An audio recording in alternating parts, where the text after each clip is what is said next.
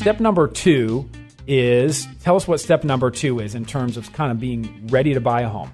Yeah, when it comes to step 2, down payment, the down payment is actually very, very important, the source of it, where it's coming from, That's right? But let's talk about some of the things that we've identified as sources of down payment. What's the number one thing that we see a lot in our industry?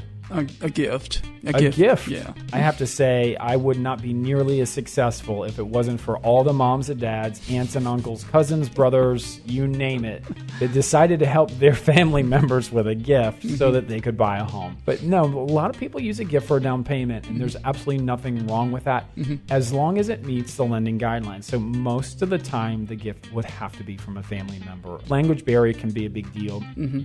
And then you mentioned to me that sometimes we have to keep in mind, particularly if we're wiring a gift from a family member overseas, that there sometimes are government regulations or restrictions related to the money. What does that mean? Well, yeah, from people, money wiring from China in particular, they sometimes have restrictions on, who how much you can wire out at a certain period of time, and to whom you can wire the money to. So before doing all that, a little bit of planning needs to be done so that you do not get caught by surprise when in fact you have the money but you can't get it in on time to close a transaction. Yeah, and that can happen. I mean, I have a lot of clients who are pulling money from their 401k for a down payment, which is extremely popular and allowable.